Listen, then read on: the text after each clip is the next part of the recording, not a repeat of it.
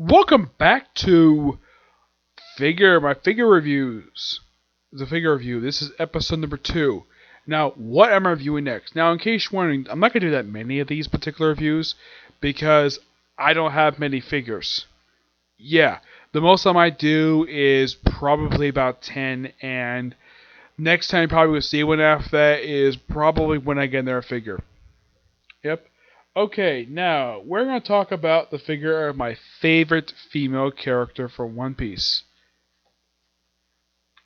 Boa Hancock. Yep, and this is by far, of all my figures, this is the biggest one I got. And it's also the most expensive one I purchased. I got this from Making Orlando last year for $35.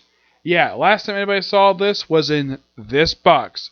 Yeah, it's made from a this is from their Glitter and Glamours line. Yes, this is Boa Hancock Christmas style.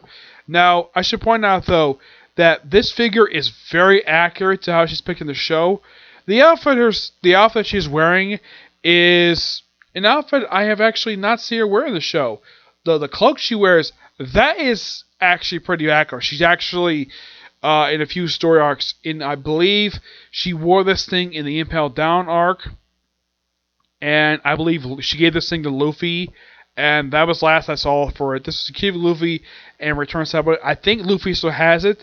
It's not stated if he got rid of the damn thing. I highly doubt he would, especially since this is given by a woman who actually is in love with him. Now, this figure came in 3 pieces. Actually, more like 4. Because we have the stand, the body, the head actually comes off, and the cape. Basically, the way I put to get this thing together was that I put the stand on first. This was actually quite difficult to do. Yeah, a lot of figures basically I have. The stand is the most difficult thing put together. Yep. Another thing that was pretty hard put together was like the head and the cape. Yeah, here's the back of the figure. Yep. But in the case of the character herself, she's fantastic. Love this character. Her most recent appearance in the manga was actually at the end of Act 2, when they did the whole thing of announcing that the warlord system has been basically abolished, and the Marines are out to arrest her. Yeah, though I think that getting rid of the system was actually a pretty bad idea, because in the case of her, she didn't do anything really that terrible. I mean, if you want to think of basically terrible warlords, it was probably of the ones they had at the time. I would say it's Whitebeard's alleged son, and let's see. I think he was the only one who actually was pretty terrible of a person.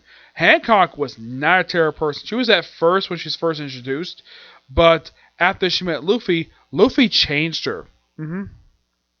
For the better.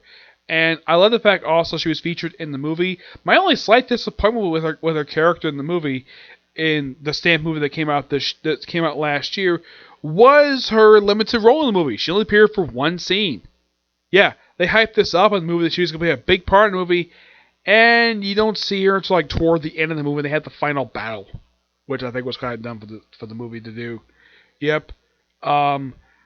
It might be a little while before we see a return of her in the anime. I mean, her most recent appearance in the anime was actually just prior to the film's release, which was the Carbon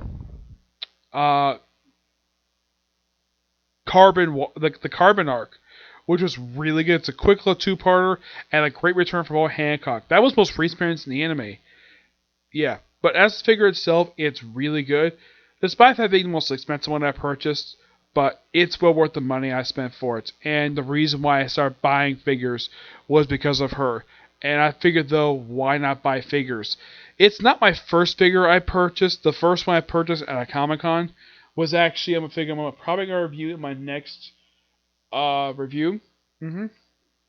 Now, what ranking Now, unlike the Puff Funko figure, which I gave that a 9, this one I'm going to give a 10, because I love this figure. It is purely fantastic. It is a figure that I would recommend to anybody who is a One Piece fan. Yes, it is $35 from the booth I bought it from a Comic-Con, but it is well worth the money you can spend for it, because it's a great shelf piece for me. The only things I have slightly against it is the fact I have to clean the stand. Like, surprisingly, the figure itself is not dusty. Yeah, that's kind of surprising. Only the stand is dusty. And I've had this thing since May of last year. I've had this thing now officially for, I'd say, about 8 months. And it's still in pretty good shape for a figure I've had for 8 months. And you may have seen this figure pop up behind my head in the background shots of my videos. Yeah, basically sometimes I might basically have my chair in a certain spot and you might see this figure in the background. Yes, I purposely did because I want people to see this figure to know I have it. Yeah, my friends in Awesome Universe, they know I have this figure because I took a picture at the time with one of my figures. And I do have another figure that's around this size.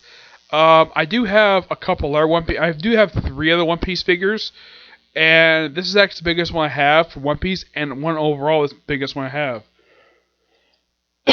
So yeah, basically overall, when it comes to this one here, it is the biggest one I have. It's the biggest One Piece figure I have, and also the most expensive one I have. Yep. What I'm going to do next, you'll find out my next review, which probably tomorrow. Yep. But as the case videos today, that will probably be it for today. My next part of my half review, I'm probably going to review episodes, I'd say 137 to probably 143. Yeah, that's probably as far as probably take it. Yeah. So yeah, that's kind of it for this particular review. Actually, I might go straight to 40. Not 43. That's 7. So I might go to 144. Yeah, I might go from 138 to 144 for my Rama half review. Yep. But videos today, this is actually, it might be one I probably would do, One Punch Man, but if I don't get a chance to do it today, I'll probably do it tomorrow, along with Case Closed, My Hero Academia, and I figure basically about 4 videos tomorrow, probably about 5 overall for tomorrow, okay? But until you see your next view, which will probably be tomorrow this way, bye.